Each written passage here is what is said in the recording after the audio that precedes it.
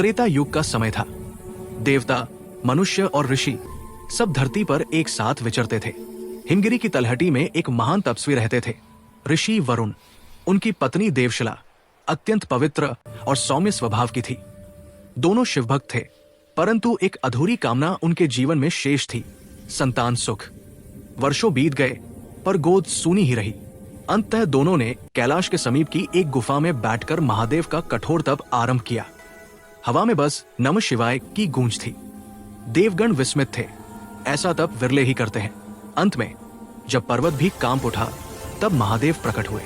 वरुण, देवशिला, तुम्हारा तप मुझे प्रसन्न कर गया है। कहो, क्या वरदान चाहते हो? दोनों ने एक स्वर में कहा, प्रभु, हमें एक तेजस्वी, ज्ञानवान, शिवभक्त पुत्र दीजिए। महादेव मुस्कुराए। दो मार्ग है। एक, तुम्हें मिलेगा बुद्धिमान, तेजस्वी पुत्र, पर उसकी आयु केवल 16 वर्ष होगी। दूसरा, 100 पुत्र दीर्घायु होंगे, पर मूर्ख।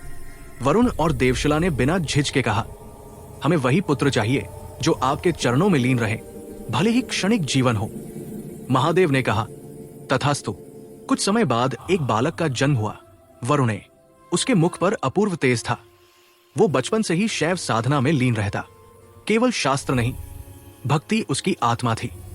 वर्ष बीते और वरुणे की 16वीं वर्षगांठ निकट आई। उस रात उसके माता पिता मौन बैठे थे, आंखों में आंसू।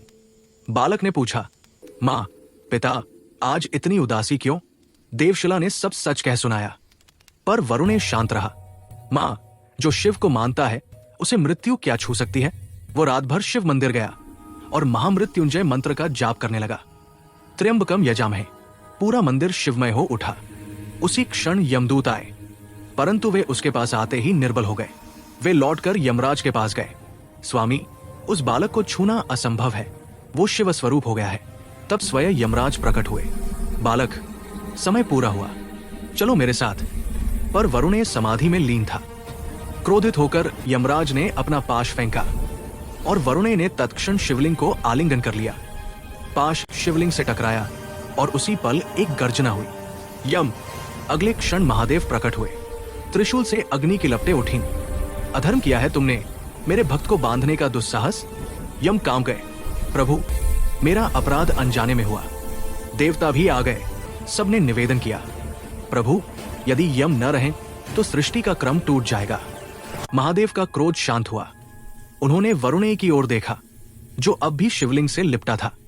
वत्स, तेरी भक्ति ने मृत्यु को भी जीत लिया। मैं तुझे अमृतत्व का वरदान देता हूं। जब तक शिव का नाम रहेगा तू जीवित रहेगा। और इसी तरह ऋषि वरुणे अमर हुए। आज भी कहा जाता है, जहां मृत्यु का भय हो वहां वरुणे की कथा सुनने से भय दूर हो जाता है।